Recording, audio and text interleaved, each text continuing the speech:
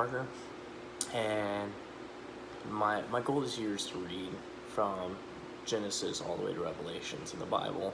And so far I've read through Genesis, Exodus, and now I'm in Leviticus. And one thing that's really stood out to me and really got me thinking lately is the Israelites. So in Exodus, you see God deliver them out of the hands of Pharaoh. He sends Moses to Pharaoh. He does all these awesome plagues, sends all these amazing plagues, like to get Pharaoh to release his people. And then even on their way out, he parts the Red Sea so that they can cross on dry land, and then swallows up all the Egyptians that are following them so that they all die. And these Israelites, they see all of that, and then they see literally God come down into their presence, into the tent of meeting, and meet with Moses. They see Moses go up on the mountaintops to meet with God, and just amazes me, like, how they see God do this stuff, and then it's just like a cycle.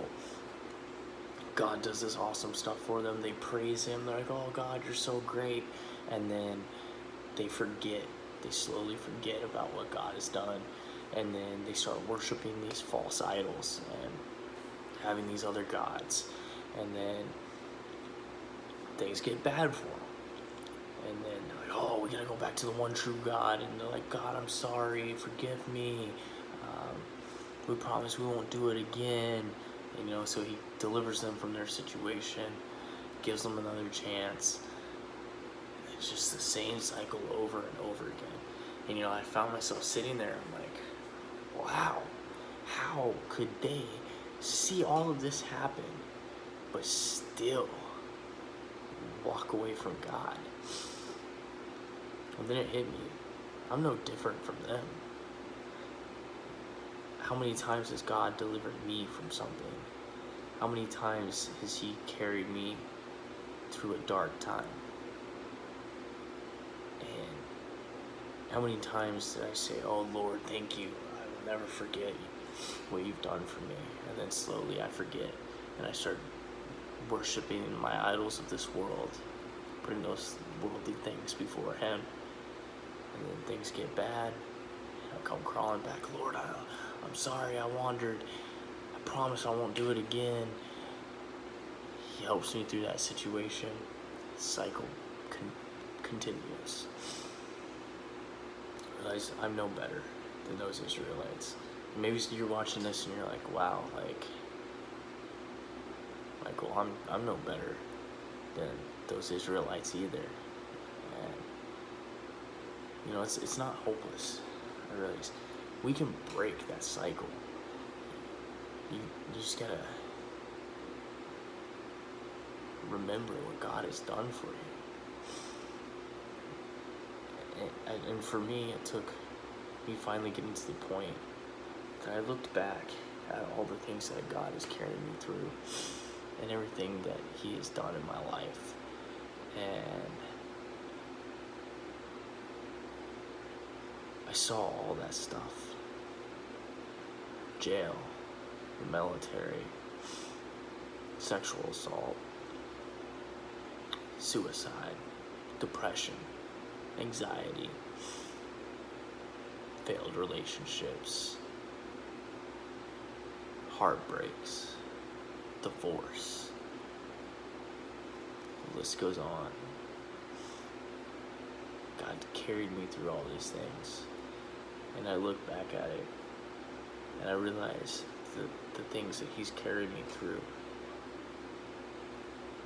the things that he has done for me, I can never repay. I will never be able to repay him for everything that he has done.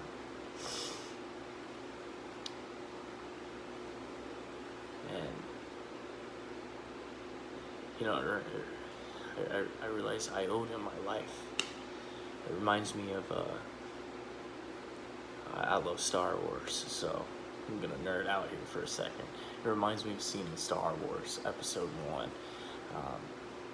Qui-Gon Jinn, he's running through the jungle, running from these droids, and he runs into Jar Jar Binks. And Jar Jar is standing there confused, doesn't know what's going on. He's lost in the sauce. And Qui-Gon tackles him to the ground, and then the droids come over top, and he saves Jar Jar from being killed. And then Jar Jar basically tells him that he owes him his life. He is in service to him for the rest of his life. That's how I feel with God. He's carried me through so much. All I want to do is do his work for the rest of my life. Because without him, it's pointless. You know?